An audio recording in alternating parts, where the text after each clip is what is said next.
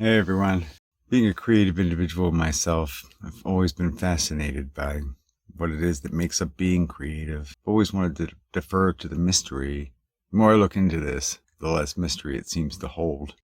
Although I'm convinced current research has yet to reveal everything about this. Hey, but welcome back to the channel. This is episode 14 of the series Ye Olde Indie Dude. This is a show where I talk about motivation and inspiration for the creative individual, an exploration of what these things are all about. Creativity is an aspect of the human condition that harbors great rewards, both personally in the formation of authentic expression, and on a broader scale of contributing towards a realm of expression without which the innovation of creative thought, we wouldn't even have the wheel. No, I didn't come up with that based on experience. I'm not that old. I didn't invent the wheel. Only reinvented it a few times. While I will often discuss creativity in terms of musical expression, whether in the form of lyrics or composition, I recognize that this topic has broader application. Such concepts can be widely applied. But music is a good place for me to start because that's my background, having started in writing poetry and then constant melodies, seemingly endless, and then instruments. I'm a singer-songwriter, musician, indie recording artist, publisher, and producer with Bucketstomp Productions. People like to use all sorts of terminology to describe what motivation and inspiration even is. Sometimes the use of language can be antagonistic in nature. That, in and of itself, can be motivational. For me, it's when people say things like inspiration and creativity are myths. That's like reverse psychology for me. I'm a creative, so I know damn well they're not myths. I wanted to give a quick shout out to everyone who has subscribed. Of course, there are other things going on here on the Jeff Adams Music channel. Lots of new original music, albums, songs, live performances, and special presentations. If you haven't yet, or haven't had a chance to, please press subscribe for me. I value each and every subscriber tremendously. I post new material fairly often, so be sure to hit the bell icon so you'll be notified. My initial idea for this episode was this concept I'd heard somewhere that, of course, 95% of our activity is subconscious, while only 5% of everything we do is consciously achieved. I thought this was staggering, but I couldn't verify its veracity. So perhaps it's just some meme, But it led me to explore this topic a lot. And maybe I'll go into it more, but this is a series on motivation and inspiration, right? So I couldn't correlate subconscious thought and motivation at first. I had to consider a few things. How long I wanted this episode to be, how much research is required to do the matter justice. Do I want to be motivational, inspirational, or do I just want to talk about what these things are? And then maybe how to achieve them. For me, it's the initial drive. Motivation, well, that was mysterious. You're motivated by either desire or fear. Of course, fear-based motivation would be like careful attention to avoid a bear trap. While desire is something you want, I feel personal fulfillment and life satisfaction in entertaining others. What motivates you? Maybe you're motivated to exercise, motivated to work, and even to be creative while doing so, by so many factors. Ultimately, it comes down to a cyclical reward system in the brain, whereas there's a reward in completing a task. That's the why behind being compelled to create art.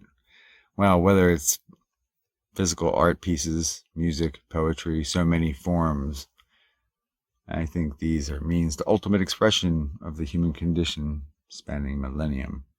But how do you find your creative self? Is it hidden? Here's a story about Pablo Picasso. And I'll put a link of reference down below. It's an interesting story about how Pablo Picasso, the famous Spanish artist and creative genius, developed the ability to produce remarkable work in just minutes. As the story goes, Picasso was walking through the market one day when a woman spotted him.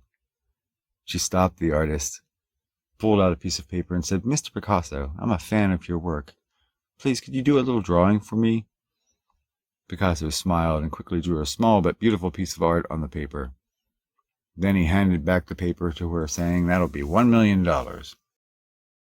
"But, Mr. Picasso," the woman said, "it only took you 30 seconds to draw this little masterpiece." "My good woman," Picasso said, "it took me 30 years to draw that masterpiece in 30 seconds. Picasso isn't the only creative genius who worked for decades to master his craft. His journey is typical of many brilliant creatives. Even people of considerable talent rarely produce incredible work before decades of practice. So whether you're a composer or a scientist, creativity is not a quality you're born with or without. It's something that's discovered, honed, and improved through real work. Which brings us to a question: how do you do your best work? How do you do your best creative work? How do you discover your best creative work? This is a quote: "Inspiration is for amateurs. The rest of us just show up and get to work."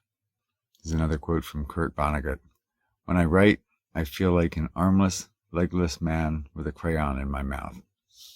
Love that. Finding your creative genius is easy. You do the work, finish something, get feedback, find ways to improve, and then keep on doing it. And repeat this for 10 years, or 20 years, or 30. Inspiration only reveals itself after perspiration. Create junk if you need to. It's only a stepping stone to genius within.